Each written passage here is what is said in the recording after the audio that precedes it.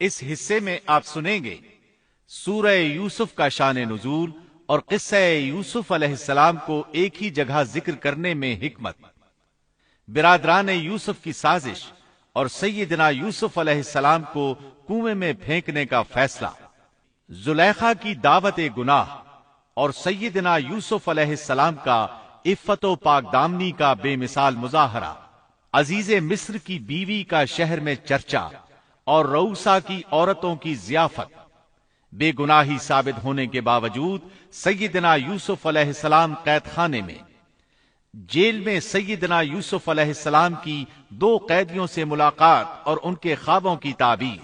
تو آئیے سنتے ہیں دارالسلام اسٹوڈیو لاہور پاکستان سے قصص الانبیاء کا نواں حصہ حسد کی آگ، پیشکش محمد طارق شاہد۔ لوط علیہ السلام کے حالات اور واقعات قرآن کریم کی روشنی میں آپ نے سنے۔ آئیے اب شروع کرتے ہیں یوسف علیہ السلام کا قصہ۔ قرآن کریم نے اس قصے کو احسن القصص کہا ہے۔ اس کے بارے میں اللہ تعالی نے پوری ایک سورت یعنی سورہ یوسف نازل فرمائی۔ اس قصے میں 2 عظیم نبیوں کا تذکرہ ہے، سیدنا یعقوب بن اسحاق علیہ السلام اور یوسف بن یعقوب علیہ السلام کا۔ اپنے بھائیوں کی وجہ سے یوسف علیہ السلام کن حالات کا شکار ہوئے، آپ اس کا تفصیل سے ذکر سنیں گے۔ سورہ یوسف مکی ہے اور یوسف علیہ السلام کا قصہ اگرچہ ابتلاء و آزمائش کی داستان ہے، لیکن اس میں اور بھی بہت سے فوائد ہیں۔ سننے والا اس سے لطف اندوز ہوتا ہے، اپنے اندر رحم اور انس کے جذبات محسوس کرتا ہے۔ اس قصے میں ان حالات کی طرف بھی اشارہ ہے جو انبیاء کے ساتھ پیش آتے ہیں۔ عام انبیاء کے حالات واقعات سے معلوم ہوتا ہے کہ پہلے وہ آسودہ حال تھے، لیکن جب انہوں نے دعوت دی تو ان کی قوم نے انہیں جھٹلایا، پھر آزمائش کا سلسلہ شروع ہوا، پھر ان کی قوموں پر عذاب آیا۔ اس قصے میں معاملہ اس کے بالکل برعکس ہے۔ اس میں شروع میں ابتلاء آزمائش کا دور ہے، پھر آسانی اور فراوانی کی داستان ہے۔ ایسا کیوں ہوا؟ علماء کے اس بارے میں مختلف اقوال ہیں۔ عطا رحمت اللہ علیہ فرماتے ہیں، غمزدہ پریشان حال اگر یوسف علیہ السلام کے قصے کو سنتا ہے تو اس کے دل کو سکون ملتا ہے، وہ مطمئن ہو جاتا ہے، اس لیے کہ اس میں تنگی کے بعد آسانی ہے، مشکلات کے بعد اللہ کی نعمتوں کا نزول اس سے ظاہر ہے۔ سورہ یوسف سورہ ہود کے بعد نازل ہوئی۔ سورہ ہود میں انبیاء کرام کے تذکرے کے بعد قوم ہود اور قوم صالح کی تباہی کا ذکر آتا ہے، پھر ان اقوام کا تذکرہ ہے جو تباہ و برباد ہوئی۔ پھر سورہ یوسف عام الحزن میں نازل ہوئی۔ یہ وہ سال تھا جس میں نبی صلی اللہ علیہ وسلم کے چچا ابو طالب فوت ہوئے۔ ابو طالب ہر طرح آپ کا ساتھ دیتے رہے تھے، یہاں تک کہ رسول اکرم صلی اللہ علیہ وسلم فرماتے ہیں، قریش نے مجھ سے صحیح معنوں میں دشمنی کا آغاز ابو طالب کی وفات کے بعد کیا۔ ایک قول کے مطابق ابو طالب کی وفات کے صرف 3 دن بعد آپ کی پیاری اور محبوب بیوی، جنت کی عورتوں کی سردار، دنیا جہان کی افضل ترین عورتوں میں سے ایک سیدہ خدیجۃ الکبریٰ رضی اللہ عنہا اس دنیا سے رخصت ہو گئیں۔ انا للہ و انا الیہ راجعون۔ یہاں تک کہ ابن عباس رضی اللہ عنہما فرماتے ہیں، ان رسول اللہ صلی اللہ علیہ وسلم خط 4 خطوط ثم قال اتدرون لم خططت هذه الخطوط قالوا لا قال افضل نساء الجنة 4 مريم بنت عمران وخديجة بنت خويلد وفاطمة بنت محمد وآسية بنت مزاحم۔ رسول اللہ صلی اللہ علیہ وسلم نے 4 خط کھینچے، پھر صحابہ کرام کو مخاطب کر کے فرمایا، جانتے ہو یہ خط میں نے کیوں کھینچے ہیں؟ انہوں نے کہا، ہم نہیں جانتے۔ تو آپ صلی اللہ علیہ وسلم نے فرمایا، جنت کی افضل ترین عورتیں 4 ہیں، ایک مریم بنت عمران، دوسری خدیجہ بنت خویلد، تیسری فاطمہ بنت محمد اور چوتھی فرعون کی بیوی آسیہ بنت مزاحم رضی اللہ عنہن اجمعین۔ سیدہ خدیجہ رضی اللہ عنہا اور ابو طالب کی وفات کا آپ صلی اللہ علیہ وسلم کو بہت شدید صدمہ ہوا۔ تب آپ کی تسلی کے لیے اللہ تعالیٰ نے سورہ یوسف نازل فرمائی اور آپ کو یقین دلایا کہ تنگی کے بعد فراخی ہوتی ہے، اور اس صورت میں سبق آموز واقعات اور عبرتوں کا تذکرہ یکجا کر دیا گیا ہے، جبکہ دوسرے انبیاء کے قصے قرآن اور احادیث میں مختلف مقامات پر ہیں۔ یہ قصہ قرآن کریم میں ایک جگہ کیوں ذکر کیا گیا، اس میں کیا حکمت تھی، اور باقی قصے مختلف مقامات پر کیوں بکھرے ہوئے ہیں، اس بارے میں علامہ قرطبی رحمت اللہ علیہ فرماتے ہیں، اللہ تعالیٰ نے انبیاء علیہم السلام کے قصے تکرار کے ساتھ ذکر کیے ہیں۔ ایک ہی بات کو بلاغت و بیان کے اصول کے تحت مختلف پیرائے میں ذکر کیا ہے، جیسا کہ ابراہیم علیہ السلام کا قصہ ہے۔ جب اللہ کے برگزیدہ فرشتے ان کے پاس آئے تو ان کے آنے پر ابراہیم علیہ السلام نے جو مہمان نوازی کی اس کو مختلف انداز میں بیان کیا گیا ہے۔ ایک جگہ فرمایا أن جاء بعجل حنيذ، وہ بغیر کسی تاخیر کے بھنا ہوا بچڑا لے آئے۔ دوسری آیت میں فرمایا فجاء بعجل سمين، پس ابراہیم فربا بچڑے کا گوشت لے آئے۔ ان دونوں جملوں کو جمع کرنے سے معلوم ہوا بھونا ہوا موٹا تازہ بچڑا پیش کیا گیا۔ مختلف جگہوں پر ان کا تذکرہ اس لیے کیا گیا کہ لوگ اس سے عبرت پکڑیں۔ علامہ قرطبی رحمت اللہ علیہ فرماتے ہیں، یوسف علیہ السلام کے قصے کو ایک جگہ اور باقی انبیاء کے قصوں کو علیحدہ بیان کرنے کی ایک حکمت یہ بھی ہے کہ مخالف پر حجت قائم ہو جائے کہ وہ نہ مکرر کلام لا سکتے ہیں اور نہ ہی قصہ یوسف علیہ السلام کی طرح اکٹھا کلام لا سکتے ہیں۔ مطلب یہ کہ بلاغت کی ہر قسم میں دشمن پر حجت قائم ہو سکے۔ اللہ تعالیٰ کلام کو مکرر اور غیر مکرر لا کر قرآن کا اعجاز بیان کرنا چاہتے ہیں کہ اللہ چاہیں تو ایک قصے کو ایک ہی جگہ بیان کر دیں، چاہیں تو مختلف جگہوں پر بیان کر دیں۔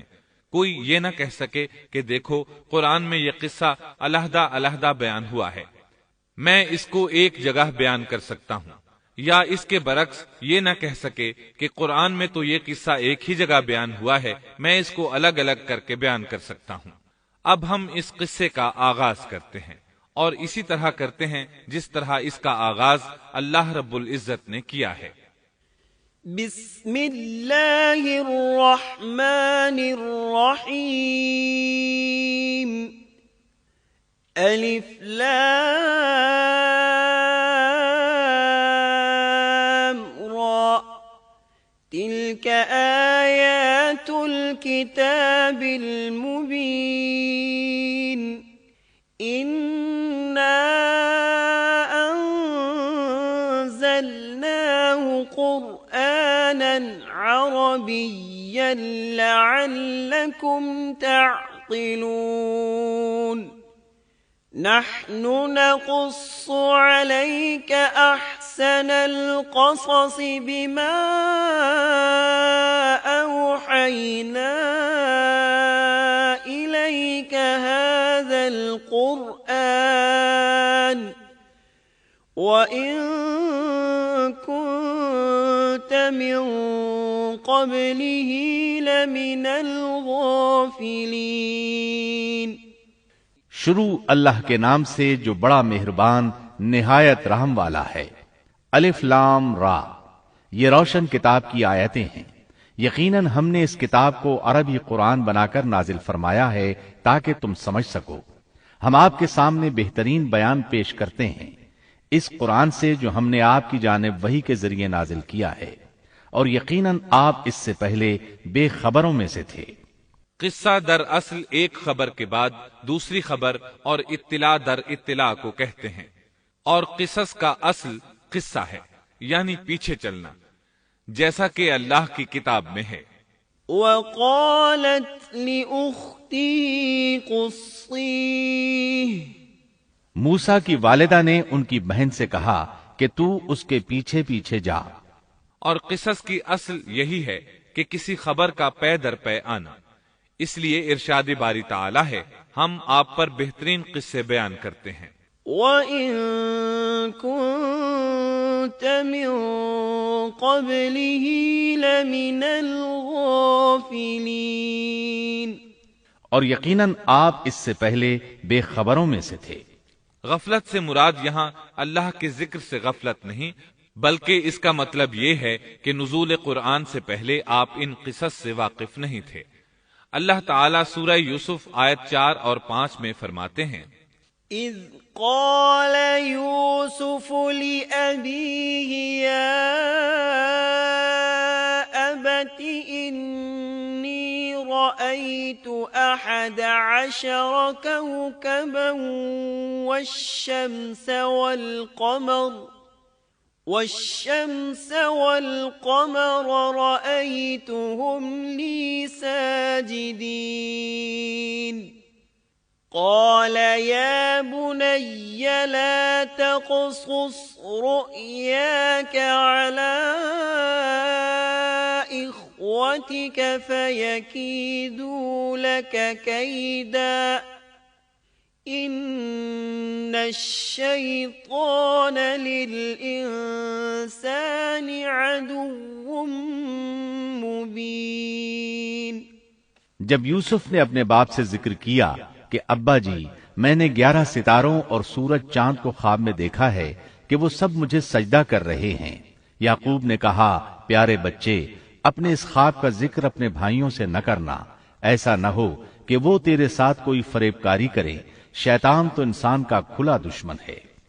رؤیا سے مراد وہ خواب ہے جس کو انسان نیند کی حالت میں دیکھے، اور رؤیت سے مراد وہ حقیقت ہے جس کو انسان حالت بیداری میں اپنی آنکھوں سے دیکھے۔ تو یوسف علیہ السلام نے خواب میں دیکھا کہ 11 ستارے اور سورج اور چاند انہیں سجدہ کر رہے ہیں۔ یعقوب علیہ السلام خواب کی حقیقت کو جان گئے، اگرچہ آپ خوابوں کی تعبیر نہیں بتاتے تھے، لیکن انہیں علم ہو گیا کہ اس میں یوسف علیہ السلام کی تکریم ہے، اور انہیں یہ بھی علم تھا کہ یوسف علیہ السلام کے بھائی ان سے حسد کرتے ہیں۔ اسی لیے انہوں نے یوسف علیہ السلام سے کہا کہ اپنے بھائیوں کو یہ خواب نہ سنانا۔ یوسف علیہ السلام کے 11 بھائی تھے، بنیامین ان کے سگے بھائی تھے، باقی 6 ایک ماں سے اور 4 2 لونڈیوں سے تھے۔ حقیقی بھائی ان سے حسد نہیں کرتا تھا، وہ عمر میں ان سے چھوٹا تھا، باقی سب ان سے حسد کرتے تھے، اور اس حسد کی وجہ یہ تھی کہ یعقوب علیہ السلام ان سے والہانہ محبت کرتے تھے۔ اسی طرح بنیامین سے بھی انہیں بہت لگاؤ تھا، مطلب یہ کہ ان دونوں سے انہیں زیادہ محبت تھی، اور محبت میں کمی بیشی کوئی بری چیز نہیں، البتہ نبی کریم صلی اللہ علیہ وسلم نے فرمایا، ان میں عدل سے ضرور کام لیں۔ غرض یعقوب علیہ السلام کو ان دونوں سے زیادہ محبت تھی، ان کا دل ان کی طرف زیادہ مائل تھا، یہاں تک کہ لمحہ بھر بھی انہیں نظروں سے اوجھل نہیں کرتے تھے۔ یوسف علیہ السلام کے بھائی جب کھیل کے لیے نکلتے تو یعقوب علیہ السلام فرماتے، یوسف کو یہیں چھوڑ دو، گویا ہر وقت ان کا پہرا دیتے تھے۔ اللہ تعالیٰ سورہ یوسف آیت 6 میں فرماتے ہیں، وَكَذَلِكَ يَجْتَبِيكَ رَبُّكَ وَيُعَلِّمُكَ مِن تَأْوِيلِ الْأَحَادِيثِ وَيُتِمُّ نِعْمَتَهُ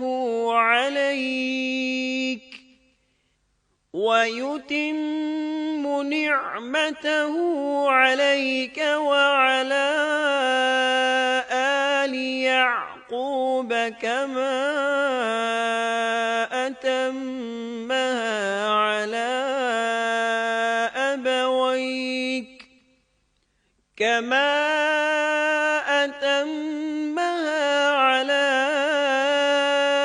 أَبَوَيْكَ مِن قَبْلُ إِبْرَاهِيمَ وَإِسْحَاقَ إِنَّ رَبَّكَ عَلِيمٌ حَكِيمٌ۔ اور اسی طرح تجھے تیرا پروردگار برگزیدہ کرے گا، اور تجھے معاملہ فہمی یعنی خوابوں کی تعبیر بھی سکھائے گا، اور اپنی نعمت تجھے بھرپور عطا فرمائے گا، اور یعقوب کے گھر والوں کو بھی، جیسے کہ اس نے اس سے پہلے تیرے دادا اور پردادا یعنی ابراہیم و اسحاق کو بھی بھرپور اپنی نعمت دی۔ یقیناً تیرا رب بہت بڑے علم والا اور زبردست حکمت والا ہے۔ یعنی آپ کو منتخب کر لیا اور تمام بھائیوں سے آپ کو چن لیا، اور یعقوب علیہ السلام کے سارے بیٹوں سے آپ کا انتخاب کیا، اور اس دور کے لوگوں میں سے آپ کو نبوت دینے کا ارادہ کیا۔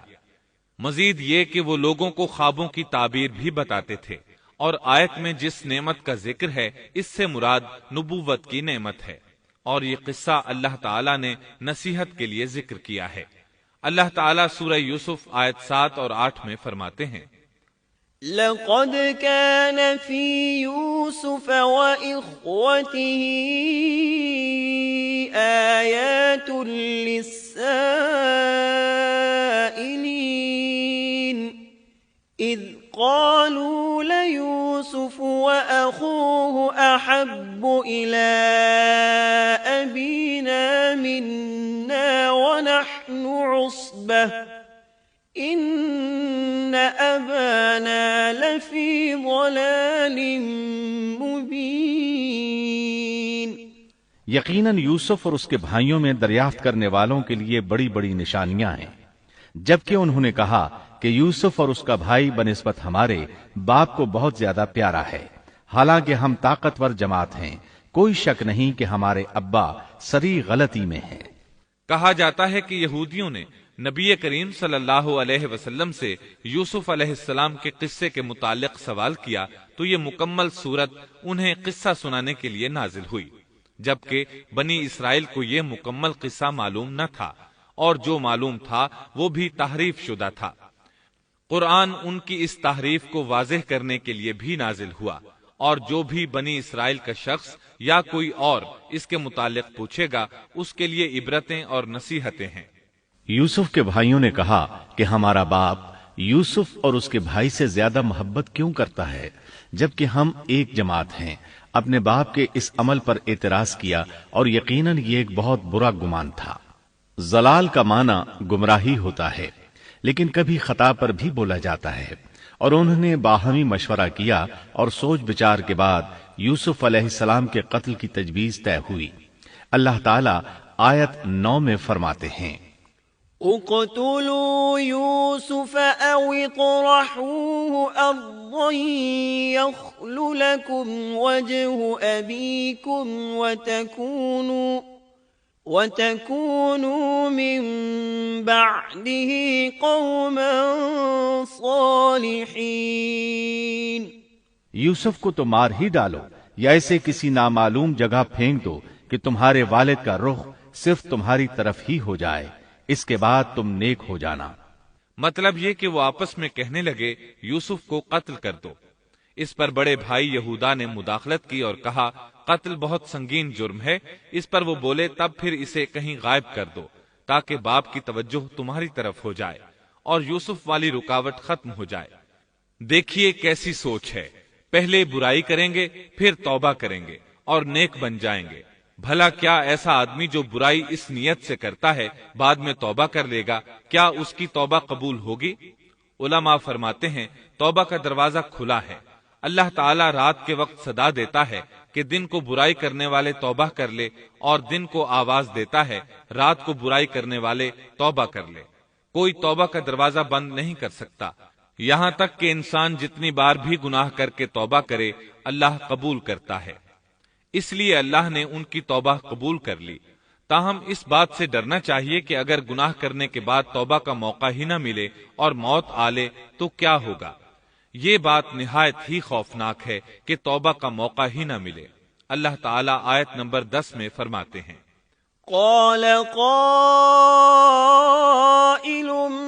منهم لا تقتلوا يوسف وألقوه في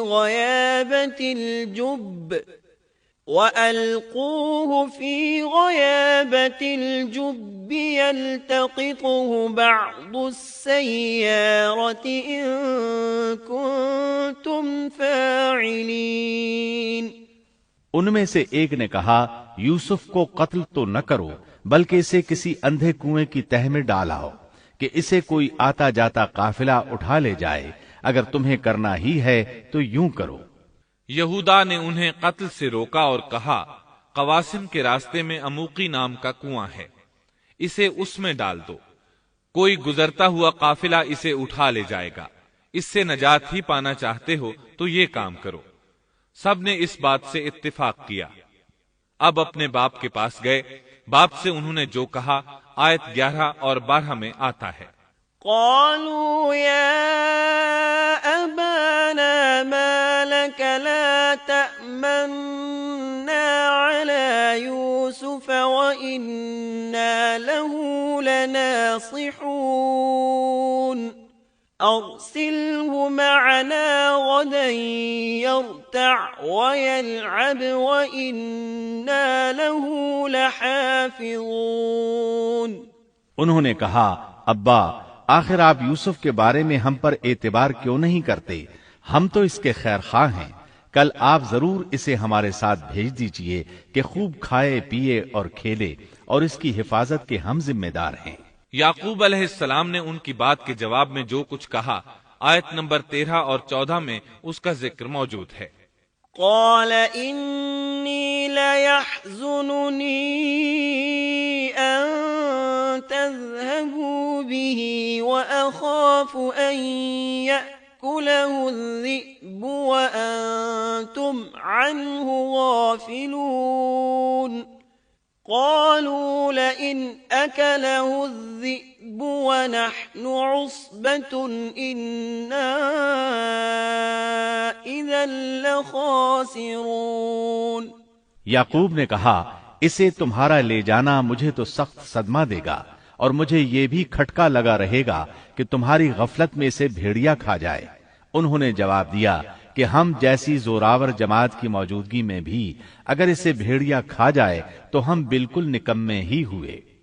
وہاں بھیڑیے کثرت سے تھے، اس لیے یعقوب علیہ السلام ڈرتے تھے۔ بیٹوں کے بار بار اصرار پر یعقوب علیہ السلام یوسف علیہ السلام کو ان کے ساتھ بھیجنے پر رضامند ہو گئے۔ اللہ تعالیٰ آیت 15 میں فرماتے ہیں، فلما ذهبوا به وأجمعوا أن يجعلوه في غيابة الجب وأوحينا إليه لتنبئنهم بأمرهم هذا وهم لا يشعرون۔ پھر جب اسے لے چلے اور سب نے مل کر ٹھان لیا کہ اسے غیر آباد گہرے کنویں کی تہ میں پھینک دیں، ہم نے یوسف کی طرف وحی کی کہ یقیناً وقت آ رہا ہے کہ تو انہیں اس ماجرے کی خبر اس حال میں دے گا کہ وہ جانتے ہی نہ ہوں گے۔ بعض روایات کے مطابق انہوں نے راستے میں یوسف علیہ السلام کو مارا پیٹا، برا بھلا کہا، اور ایسا کرنا ان کے لیے معمولی بات تھی کیونکہ وہ تو قتل کے درپے تھے۔ آخر کار کنویں کے پاس پہنچے اور مشورے کے مطابق انہیں کنویں میں ڈال دیا۔ یوسف علیہ السلام کنویں میں ایک پتھر پر گرے، یعنی پانی میں نہ گرے۔ آپ اس پتھر پر بیٹھ گئے۔ اللہ تعالیٰ کی طرف سے انہیں تسلی دی گئی کہ آپ پریشان نہ ہوں، بہت جلد آپ کنویں سے نکلیں گے اور انہیں ان کے اس گھناؤنے فعل کے بارے میں بتلائیں گے، اور انہیں اس بات کا گمان بھی نہیں ہوگا کہ ایسا وقت بھی آئے گا۔ یوسف علیہ السلام کو کنویں میں ڈالنے کے بعد انہوں نے گھر جانے کی تیاری کی۔ آیت نمبر 16 میں آتا ہے، وَجَاءُوا أَبَاهُمْ عِشَاءً يَبْكُونَ، اور عشاء کے وقت